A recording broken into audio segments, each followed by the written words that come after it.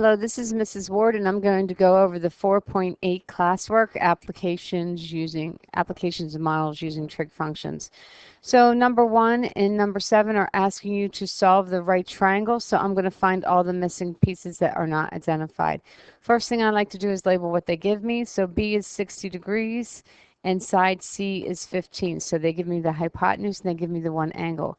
Probably the quickest thing to do is going to be to find that missing angle. So remember, these two angles have to add up to 90 degrees. So I'm going to take 90 minus 60, get 30. So I'm going to identify angle A as 30 degrees. So that's going to equal angle A. Then to find the sides B and A, I'm going to use the 60 degrees that they gave me, and I have the hypotenuse. So the first thing I might do is find A.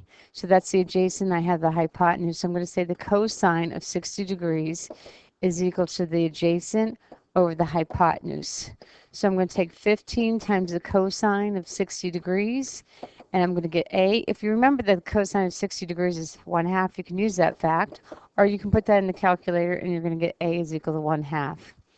To find B, now I'm looking for the opposite and I have the hypotenuse, so I'm going to say the sine of 60 degrees is equal to the opposite over hypotenuse. So I'm going to take 15 times the sine of 60 degrees in my calculator, and B will end up equaling 12.99. Now, I could have done it that way using the sign, or I could have gone back and used the Pythagorean theorem and done, a squared plus b squared is equal to c squared. Either way is going to give you the 12.9. I just think this is actually quicker. Moving on to number 7, they tell me that side B is 16. They tell me side C is 54. So I am going to go ahead and use the Pythagorean theorem to find the missing side A. So I'm going to say 54 squared is equal to 16 squared plus A squared, because that's the side I'm looking for. And when I do all that, I get A to equal 51.858. 51.858. I'd like to stop and do a check. This number here, this 51.58, has to be smaller than the hypotenuse, and it is, so that side does make sense. If I got an answer like 70, I would know that I made a mistake, because remember, this 54 has to be the largest number. Now I'm going to use the two pieces of information they gave me. So let's say I'm looking for angle A here, and I have the adjacent and I have the hypotenuse. So I'm going to do the sine of theta degrees. Sine of theta is equal to, no, I can't do sine. I need to do cosine. The cosine of theta degrees is equal to the adjacent over the hypotenuse. And so to solve that, I'm looking for an angle, which means I'm going to do the inverse. So I'm going to say the inverse of 1654's cosine inverse is going to equal theta. And when I do that, I get theta to equal 72.76 degrees, if I round it to the nearest hundredths. Then to find angle B, I'm just going to take B will equal 90 degrees minus that 72.76. And when I do that, I get angle B to be 17.24 degrees. I could have done it that way, or I could have gone back up here and done the opposite over hypotenuse. Either choice.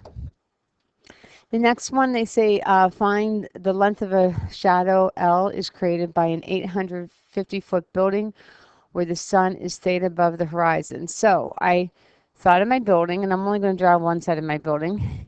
And I have the sun up here shining. And when I'm looking from the horizon, the angle of elevation up to there is going to be theta. Well, imagine this line goes all the way down to the shadow. So, poorly drawn. So this angle here that I have up here is also going to be the same angle that I have down here. And there's two reasons why that would be. One would be that it's such a bad drawing. Let me draw that again. So here's the horizon. Here's my two parallel lines, and I have this angle here and this angle here. So the corresponding angles, or I could have done like this angle here has to be the same, and then I have alternate interior. However you think about this angle and this angle are going to equal the same. This is 850 feet. Yeah, 850-foot building. And then it wants me to write L, which is going to be the length created of the shadow. They want me to write that, so I'm going to say I have the opposite and adjacent from this angle here. So I'm going to say the tangent of theta is equal to the opposite over the adjacent, which I'm going to call L, or they use capital L. To solve for L, I would take L times the tangent of theta is equal to 850. And then I'm going to divide both sides by tangent. And so I'm going to say L is equal to 850 divided by the tangent of theta.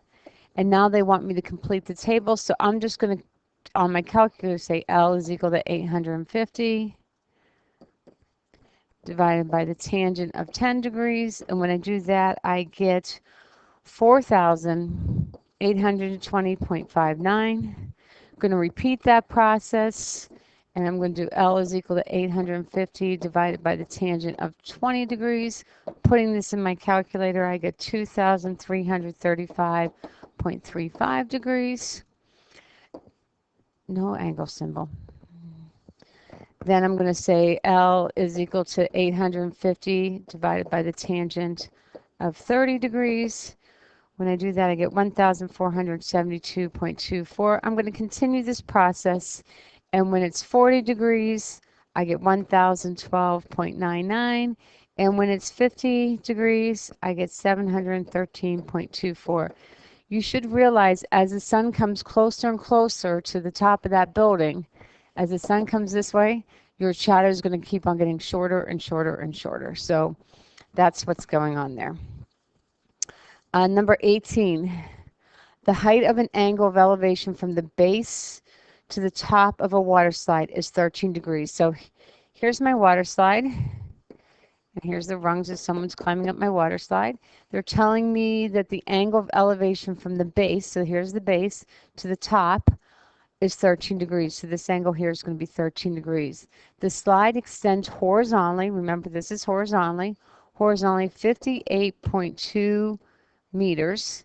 And it says approximate the height of the water slide. So I'm looking for the height of the water slide. When I have my right triangle, this will be right angle. When I have my right triangle, I have the opposite and adjacent. That's going to be tangent. So I'm going to say tangent of 13 degrees is equal to the opposite over adjacent. To solve for x, I'm going to multiply both sides by 58. So I'm going to say 58.2 times the tangent of 13 degrees is equal to x. Now your calculator should be in radian mode, so make sure you're using that degree symbol with the 13 so you're getting the correct answer. And when I put this in my calculator, I get 13.44, and that would be meters. So the height of my slide is 13.44 meters. Moving on to number 19, a 100-foot line is attached to a kite. And when the kite has pulled the line taut, the angle of elevation to the kite is probably 50 degrees.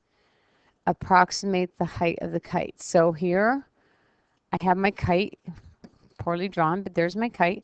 I have this line tethering it to the ground. They tell me that line is 100 feet long. It's attached. When the kite has pulled taut, the angle of elevation, so as I'm looking up, the angle of elevation is 50 degrees. They want me to approximate the height of this kite. So in this problem, I have the opposite in the hypotenuse, which would be sine. So I'm going to say the sine of 50 degrees is equal to opposite over hypotenuse. To solve this, I'm going to take 100 times the sine of 50 degrees, and that's going to equal the height. When I put that in my calculator, I'm going to get 76.60. So the units are going to be feet. So it's 76.60 feet is the height of that kite. Okay, the next one you have from a point 50 feet from the front of a church, the angles of elevation to the base of the steeple and the top of the steeple are 35 and 47.4. So here you have this person looking at the church, and on top of the church is a steeple. So this will be my steeple. Poorly drawn, but here, and then this here is my church. When this person stands here, when they look up to the church, the angle of elevation is 35 degrees. But think about it, if you're looking up higher, so now I'm going to look up a little bit higher to the top of that steeple, and that angle is going to be 47 degrees, 40 minutes.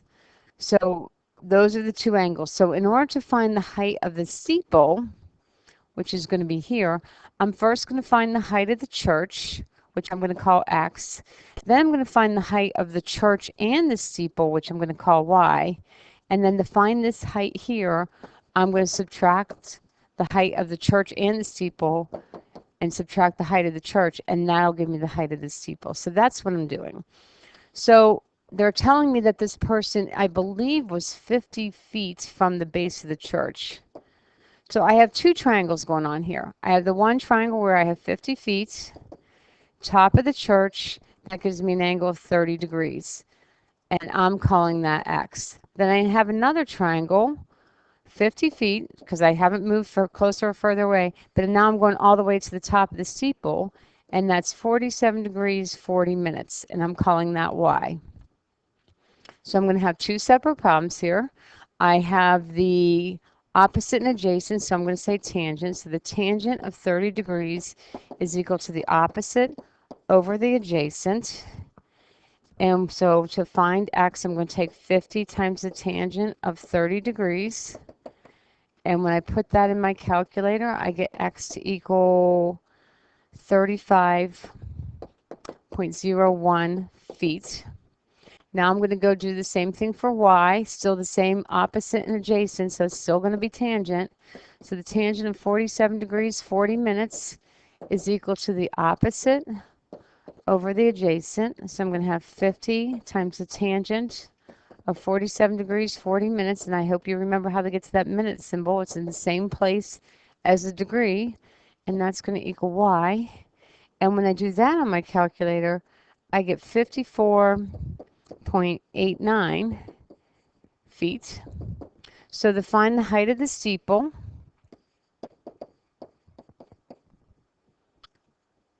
I'm going to take the 54.89 and I'm going to subtract the 35.01.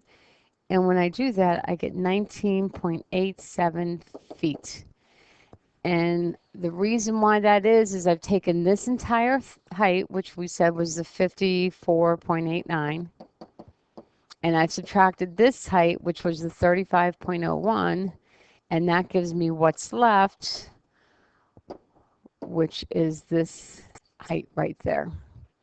So a lot of times that's what you have to do, is you have to do two separate problems and then either add or subtract. The last one, for some reason my picture didn't transfer, but I'm holding a balloon, so I'm going to try and draw it to the best of my ability. So I have this big balloon that I'm holding, and they tell me that this balloon is 20 feet from the ground when I first start off. Then they tell me that I am this person standing over here holding this line, and they tell me to the top, here's my theta, and they tell me that from me holding this line is 3 feet. And then they say you are standing approximately 100 feet ahead of the balloon, so from here to here is 100 feet. So when I go to do this triangle,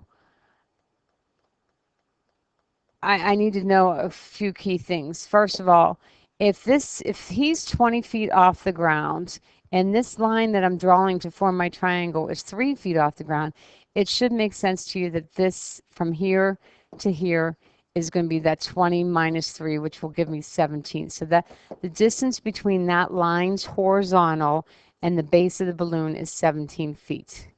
Then they identified this as L. And I think you have that picture in the book for you. It says, find the length of L of the tether you will be holding while walking in terms of H. So the H is going to be, well, they call this H is going to be the height of the balloon.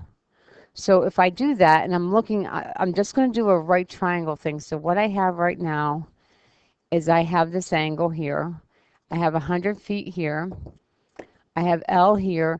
And then this is going to be H, and then this is going to be 17. So this whole side is going to be H plus 17. So to find the length, I'm going to do 100 squared plus h plus 17 squared is going to equal the hypotenuse squared. So when I do that, I get, when I FOIL this, I get h squared plus 34h plus 289, and here's that 100 squared. So I'm going to have h squared plus 34h plus, and then finding this by on one side by itself, I'm going to take the square root. And since it's a height, I'm not going to bother writing plus or minus because it's going to have to be positive since it's the height. So that's L in terms of H. The next part they want me to do, so that was part A. Part B, they want me to find an expression for the angle theta above the top to the top of the balloon. So if I'm looking here, then I have the adjacent and I want the opposite. Find the expression for the angle from U to the top of the balloon.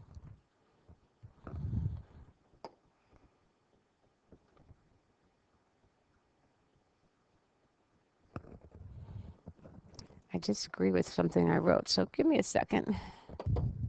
So when I do this, I'm going to want to use this information that I just found. So I know what L is, so I know what my hypotenuse is in terms of H. So I know my hypotenuse and I know my adjacent. So I am going to use the cosine, and I'm going to say the cosine of theta is equal to the adjacent, which is 100, over the hypotenuse, which I'm just going to write as L.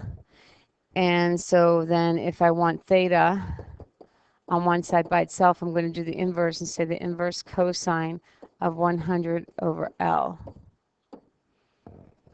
And then the last part is they want me to find the height of the balloon from the top to the bottom if the angle of elevation is 35 degrees. So they want me to put 35 degrees in for here. So when I do that, I have the cosine of 35 degrees is equal 100 over L. And when I do that, I believe I get 122. Oh, wait, let me, L times the cosine of 35 degrees is equal to 100. So to find L, I'm going to do 100 divided by the cosine of 35 degrees. So L ends up equaling 122.07. And then what they wanted you to do is they wanted you to put that in here. And then they want you to solve it. So you would have to either do probably the quadratic formula. I might even be tempted to go back up to this spot here, and because that way I can just take the square root of two things and do it that way. Or if I have this, if I have this angle here and I have 100 here, and I'm looking for this height here, which I know is h plus 17, but let's just call it h for a second. Well, let's make it h plus 17. I hope this works. The tangent of 35 degrees is equal to the opposite over the adjacent. So when I do this, I take 100 times the tangent of 35 degrees is equal to h plus 17.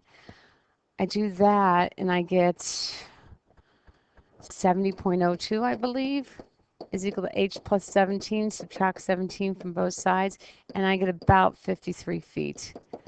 That's the way I would do it instead of using this 122. Either way, your height is 53 degrees.